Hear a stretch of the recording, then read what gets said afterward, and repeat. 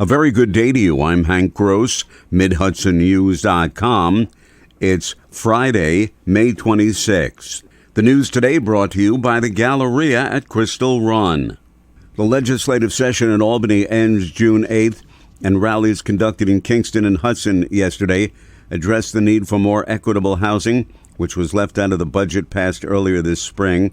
Housing advocates, including Assemblywoman Sahara Shretha, are hoping legislators can pass some fair housing measures by the end of the session. And we basically do not think any housing omnibus bill is going to be complete without tenant protections. That's because no matter how many units you build, if there is not a guarantee to make it affordable and to keep it affordable, then it's not going to be affordable. Organizers of the rallies want the state legislature to support good cause eviction, which makes it difficult to evict someone because their living space could be rented for more money in markets like the Mid-Hudson Valley. As Memorial Day nears, dozens of members of law enforcement from throughout the Hudson Valley gathered at the Dutchess County Law Enforcement Center on Thursday to pay respects to Dutchess County Deputy Sheriff Eugene Cribley, who was killed in the line of duty on November 13, 1906. The underwater foundation of the Hudson-Athens Lighthouse is in need of major repairs, and the Hudson-Athens Lighthouse Preservation Society is hopeful that the area's state and federal lawmakers, who have committed to work collaboratively to secure $7.5 million to repair and restore the lighthouse in the middle of the Hudson River, come through with the money.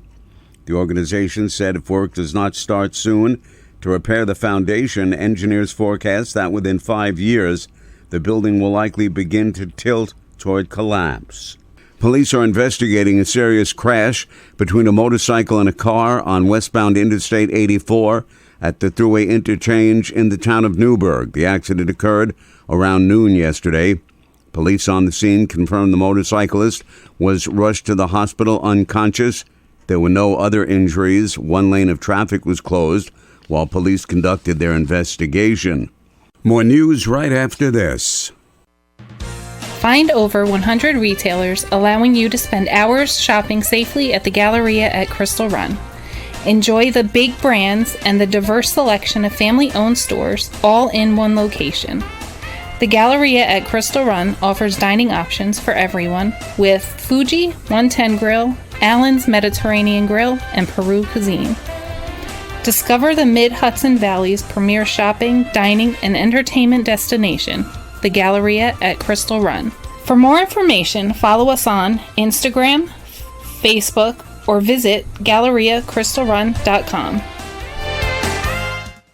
A 22-year-old Roscoe man was remanded to the Sullivan County Jail in lieu of bail after he was stopped while driving on Route 42 in South Fallsburg during a seatbelt enforcement for the Buckle Up New York campaign. A DMV check revealed the 2013 Toyota Camry had been stolen from the state police barracks and that he had a suspended driver's license. Further investigation revealed that Mark Santiago possessed a loaded 9mm semi-automatic handgun without a permit and a quantity of ecstasy. He was charged with criminal possession of a weapon, drug possession, and aggravated unlicensed operation of a motor vehicle. Santiago was remanded in lieu of $5,000 cash bail or $20,000 bond. 2 Village of Liberty men have been arrested after they allegedly entered a residence on Chestnut Street in the early morning hours of May 23rd and assaulted and threatened a resident with a gun and fled. The 2 suspects were known to the victim. Village police investigated and arrested 34-year-old Luis Murillo and 50-year-old Luis Soto Borden. Later in the morning, also recovered was a realistic-looking BB gun.